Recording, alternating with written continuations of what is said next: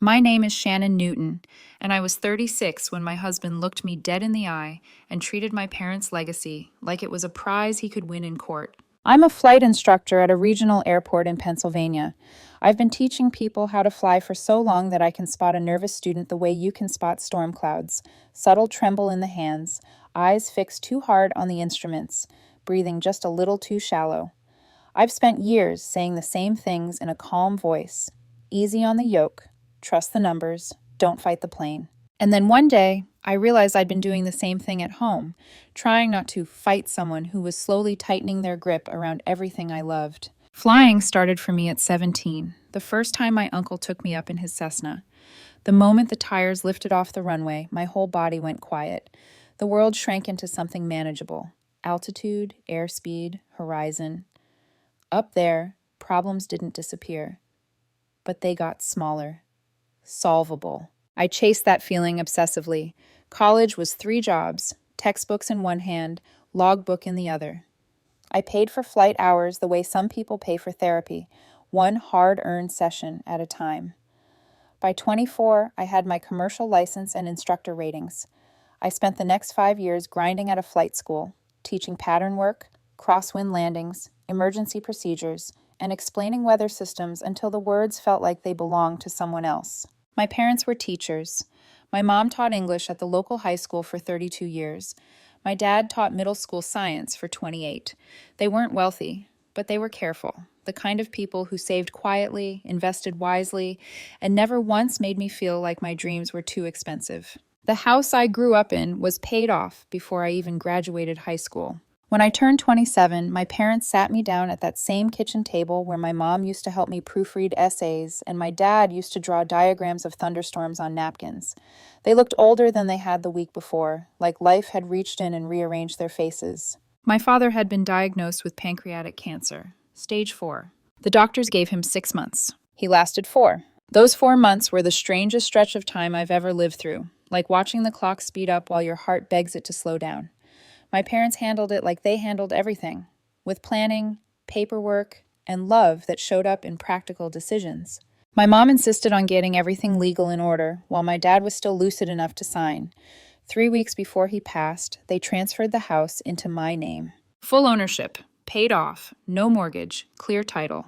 The deed was recorded at the county office on March 15th, 2016. I remember the date because it felt unreal, like something too big to be reduced to ink and a stamp. I was 27 and single. My mom explained it simply, as if she were handing me a packed lunch. Your father and I talked about this for years. This house is your inheritance. We want you to have it now. No probate, no complications, no waiting. My dad, pale and thinner than I'd ever seen him, tightened his fingers around mine and said, "You'll meet someone someday, sweetheart. When you do, this house is yours to share, but it's your house. Don't forget that." Back then, I thought he was just being a father, protective, sentimental. I didn't understand the weight of those words until much later, when I realized he'd been protecting me from a future he wouldn't live long enough to witness. After he died, my mom moved to a smaller condo near her sister. She said the house held too many memories, and maybe it did, but I think she wanted me to fill it with new ones. I kept my dad's workshop in the basement exactly as he left it, tools still hanging on the pegboard in the same spots. The smell of sawdust and oil that somehow never faded.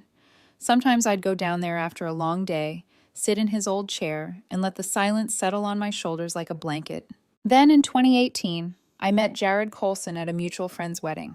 He was 26, worked as a dental hygienist, and had a smile that made people lean in. He laughed easily, complimented my job like it was the coolest thing he'd ever heard, and told me he'd always wanted to learn to fly, just to prove I'm not afraid of heights. I should have noticed how quickly he asked about the house. Not in a blunt way, not at first. It was subtle, tucked into admiration. "This place is amazing," he said the first time he walked through the front door. "Your parents had great taste." "It's mostly original," I told him. "They bought it in 1991, kitchen updated in 2010, hardwood floors refinished in 2014. He ran his hand along the banister like he was already imagining himself there permanently. "It feels solid," he said, "like it can't be taken away." At the time, I thought he meant emotionally, like safety, like home. We dated for 8 months before I asked him to move in.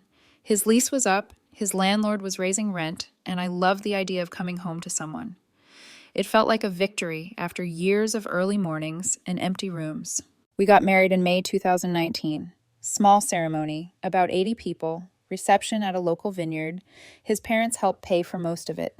I covered the honeymoon, 2 weeks in Hawaii where we ate poke bowls on the beach and promised each other we'd never become one of those couples who drift apart. For the first 3 years, we were steady. We both worked full-time and split bills proportionally. I made around $65,000 as a senior instructor. He made about $48,000 at the dental office. I paid property taxes and homeowner's insurance since it was my house. He handled groceries and utilities. It felt fair. Our routine was comfortable. My 5 a.m. starts, his 7:30 departures, dinners most nights, weekends for projects and friends. The house felt alive again. Laughter in the kitchen, music drifting through the living room. Jared loved hosting. Game nights, small dinner parties, backyard barbecues in summer. He even got along well with my mom. They'd have lunch sometimes. She'd text me afterward. Jared picked out the perfect curtains for my living room. Or he convinced me to try that new restaurant. Loved it.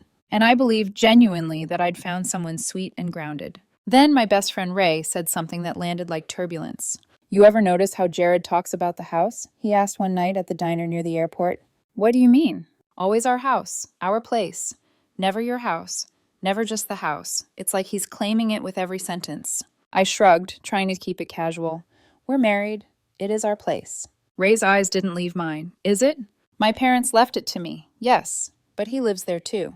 "Living there isn't the same as owning it," Ray said quietly. "And people who blur that line usually have a reason." Ray wasn't dramatic. He worked as a park ranger. Practical, grounded, allergic to unnecessary conflict. If something bothered him enough to say it out loud, it meant it was real. I told myself he was overthinking. Looking back, the signs were everywhere. Jared started making bigger decorating decisions without asking. He replaced living room furniture my dad had built, painted over the accent wall my mom had chosen. Each time he'd smile and say, "It's time to make this place really ours," like he was doing me a favor. And then he started inviting his older sister, Brittany, over more often. Brittany was 31, divorced, and the kind of woman who walked into a room like she owned the air. She worked in pharmaceutical sales, made decent money, and had opinions about everything. She'd wander through the house and comment like an appraiser. "This kitchen is great, but those countertops are dated. You should expand the master bath. This basement could be an income suite." Always improvements, always expensive, always said with that smile that made it feel like a judgment. One night I mentioned it to Jared, trying to sound light. "Your sister sure has thoughts about my house." He didn't even look up from his phone. "She's just trying to help. She understands home values and investment." "We're not selling," I said. "No," he replied, too fast. "But it's smart to think about equity."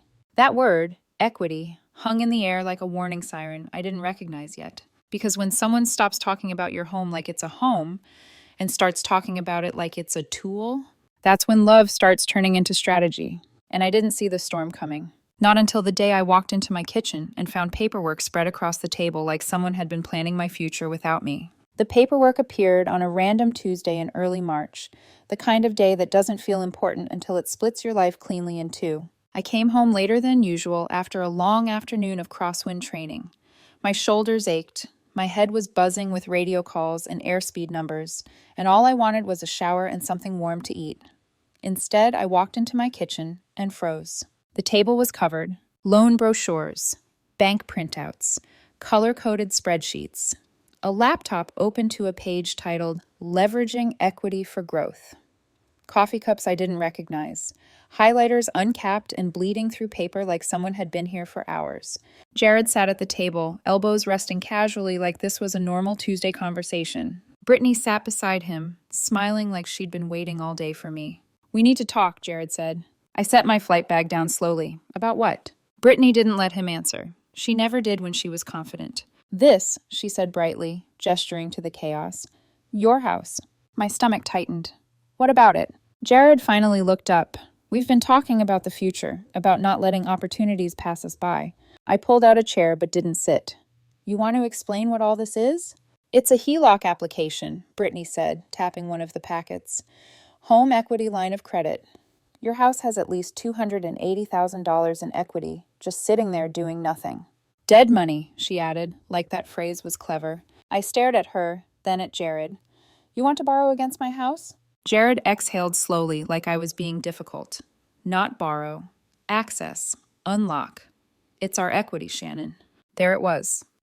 We could use it for renovations, Brittany continued, or investments, maybe even a rental property. Preston's been explaining how real estate portfolios actually build wealth. I crossed my arms. The house is paid off. Why would I put debt on it? Brittany laughed softly, the way people do when they think you're adorable and ignorant. That's such limited thinking. You're sitting on almost 300 grand and living like you're scared of money. I'm living comfortably, I said. Bills are paid. We travel. We're fine. Fine, Jared echoed, the word heavy with disappointment. But fine isn't growth. That was new. I turned to him. Since when is my career not good enough? He hesitated, just a second too long. Brittany filled the silence. Shannon, you're amazing at what you do, she said, voice syrupy. But flight instruction has a ceiling. Jared deserves more than a capped lifestyle. I felt something crack. Deserves? I repeated. Deserves what, exactly? A future, Jared said quietly. Something bigger. Bigger than a paid-off house? I asked. Bigger than stability? Brittany leaned back in her chair like she was settling in for a lecture. Prestige matters. Image matters. Jared's friends are buying into developments near the country club. People our age are building wealth, not clinging to sentiment. Sentiment. That word hurt more than I expected. I looked at the papers again. You've already done the research. Jared nodded. We've been talking about this for weeks. We, I asked. He didn't answer. So you made a plan about my house, I said slowly, without me. It affects me too, he snapped. I live here. You live here, I agreed. You don't own it. The room went quiet. Brittany's smile vanished. There it is. There what? The control, she said. You hold the deed over his head. You get to decide everything. That's financial dominance, Shannon. I laughed once, sharp and disbelieving. I'm sorry, what? You've structured this marriage so Jared can't build anything of his own, she continued. He's dependent on you, on your parents' house. That's not a partnership. I turned to Jared, waiting, needing for him to shut her down. He didn't. He just stared at the table, jaw tight. You don't actually believe that, I said to him. He finally looked up. Sometimes it feels like I don't have a say. A say in what? I demanded. In risking my parents' house? It's always your parents' house, he shot back. It's never ours, never what we've built together. Because legally, I said, my voice shaking despite myself, it's mine. Brittany pointed at me like she'd been waiting for a confession. Exactly. That's the problem. I felt my hands curl into fists. Get out. She blinked. Excuse me? This is my house, I said, every word deliberate. Get out. Jared stood abruptly. Shannon. No, I snapped. You let her accuse me of abusing you financially, and you're going to tell me no? Brittany grabbed her purse, lips tight.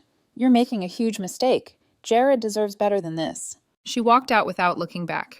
The door closed, and the silence that followed was worse than the argument.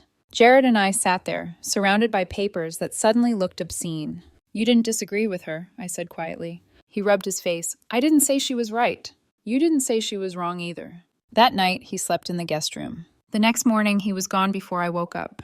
No note, no text, just empty space where his car usually sat. He stayed with Brittany for 3 days. When he came back, he was different, distant, measured. I think we need some space, he said, standing in my kitchen like a guest. Space from what? I asked. Our marriage? From this situation, he replied. From this life. I don't know if it's what I want anymore. The words hit like sudden turbulence. You're serious? Yes. He wanted a trial separation. He packed 2 suitcases and left that afternoon. I stood in the driveway and watched his car disappear, feeling like my house, my safe, solid, unmovable house, had shifted under my feet. Ray came over that night with pizza and beer. He didn't try to fix anything. He just listened. He wants the house, I said eventually. Ray nodded like he'd expected it. Then you need a lawyer. Now. The next morning, I made the call that would change everything. And for the first time since my father died, I felt his warning echo in my chest. Share, don't surrender. I called the lawyer at 8:17 a.m., sitting in my car in the flight school parking lot, hands still shaking from the night before. Ray had texted me the name before I even asked. Family law, clean cases, doesn't play games. That was all I needed. The receptionist transferred me to Daniel Fisher after I explained briefly that my husband had moved out and there was a house involved. His voice was calm, efficient, the kind of tone that didn't flinch at emotional messes. "Do you own any real property?" he asked. "Yes," I said. "A house. It was my parents'. They transferred it to me before I got married." "How long before?" 8 years. There was a pause, typing. "Transferred how?" "Full deed transfer, recorded with the county." "And your husband's name was never added?" "No." Another pause, more typing. "Bring me everything. Deed, transfer records, tax documents. Tomorrow if possible." I didn't realize how tightly I'd been holding my breath until I exhaled. His office was downtown, third floor of a renovated brick building that smelled faintly like old paper and coffee. Daniel Fisher was in his early 50s, gray at the temples, suit tailored but not flashy. The kind of man who looked like he'd seen every version of betrayal and learned not to be impressed. I laid the documents out on his conference table like evidence in a crime scene. He didn't rush. Read every page. Checked dates. Cross-referenced signatures. Finally, he looked up. "This is clean," he said. "Clean. The property was transferred to you in March 2016, he continued. "That's 8 years before your marriage. Clear title. No liens. No refinancing. No commingling." "So," my voice caught, "what does that mean?" "It means the house is your separate property under Pennsylvania law," he said. "Your husband has no claim to it. None." Relief flooded my chest so fast it almost hurt. "He can't take it in a divorce?" "He can try," Fisher said evenly, "but he won't win. The deed speaks for itself." I stared down at the papers, ink and dates and signatures that suddenly felt like armor. What if he argues that he lived there, that he helped with bills? "That might entitle him to compensation for documented contributions," Fisher said. "But that's money, not ownership. Big difference." I hired him on the spot. Fisher warned me to expect divorce papers quickly. "They don't ask for separation unless they've already decided," he said. "And when money's involved, they usually move fast." He was right. 3 days later, I got served at work. A process server showed up while I was briefing a student named Ethan. He handed me a manila envelope and asked me to confirm my name. "Shannon Newton," I said, feeling strangely detached.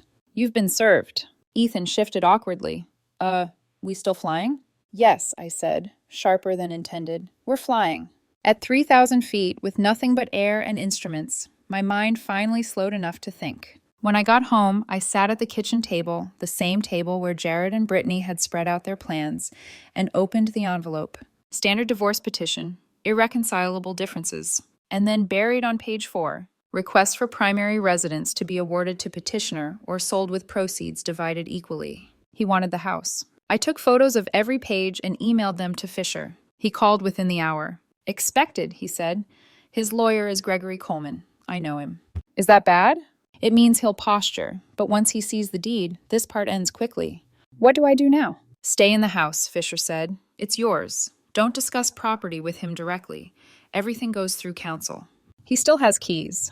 "Change the locks today." I did. The locksmith finished just before sunset. I sent a single text to Jared, through Fisher, per advice. "Locks change per legal counsel. Reasonable access with 24-hour notice available." The response came through his lawyer 2 hours later. "Improper lockout. Demand immediate key provision." Fisher replied without hesitation. "Client is protecting separate property per Pennsylvania law.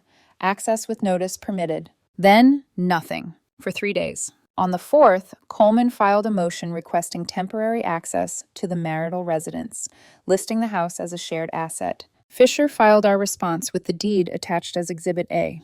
The hearing was scheduled 2 weeks out. Ray came over the night before, bringing takeout and that steady presence he'd perfected over years of trail work and bad weather. "You ready?" he asked. "As I'll ever be." He nodded. "You didn't do anything wrong, you know." "I keep wondering if I should have corrected Jared when he called it our house," I admitted. Ray shook his head. "You got married. You shared your life. That's not deception. That's trust." The courthouse felt smaller than I expected. Same building where Jared and I had gotten our marriage license 5 years earlier. Same metal detectors. Same marble floors. We sat at opposite tables. Jared didn't look at me. He wore the blue suit I'd bought him for our 3rd anniversary. Brittany sat behind him, arms crossed, glaring like she was daring me to breathe wrong. Judge Patricia Morrison entered precisely at 10, mid-50s, gray hair pulled back, reading glasses hanging from a chain. Her expression gave nothing away. "Counselor Coleman," she said, scanning the filings. "Your client seeks access to the marital residence and lists it as a marital asset, correct?" "Yes, Your Honor," Coleman said smoothly. The parties resided there for the entirety of their marriage. My client contributed financially and domestically. Your Honor, Fisher interrupted politely, approaching the bench with a folder. If I may. Judge Morrison took the documents, flipped through them, and stopped at the date. She looked up at Coleman. This deed predates the marriage by 8 years, she said flatly. Explain to me why you've listed this as a marital asset. Coleman's face flushed. While the initial transfer occurred prior to marriage, my client lived there, the judge cut in. That does not create ownership, not in this jurisdiction. She turned to Fisher. No refinancing, no commingling? None, Your Honor. Judge Morrison nodded once. Then the residence is separate property and will remain with Ms. Newton. Jared's shoulders sagged. Brittany looked like she might scream. Regarding access, the judge continued, reasonable notice will be provided to retrieve personal belongings. Motion denied. Gavel down. Done. Outside the courthouse, Fisher exhaled. That went exactly as expected. What happens now? I asked.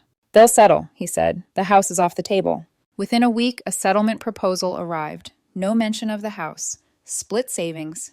Each keep our own debts and vehicles. I signed.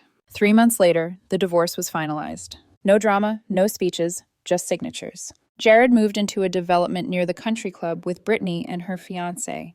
Ray helped me turn the guest room into an office. You know what's wild? He said, assembling a desk. 5 years together, and once he's gone, it's like he was never here. He was right. The house felt like itself again. And for the first time, I understood what my father had really meant. Protection isn't control, it's clarity. The divorce finalized on a Thursday afternoon in late June. No courtroom drama, no raised voices, just a conference room, a stack of papers, and a judge who had already made up her mind weeks earlier. I signed my name where Fisher pointed, steady and calm, like I was logging another routine flight instead of closing the chapter on a 5-year marriage.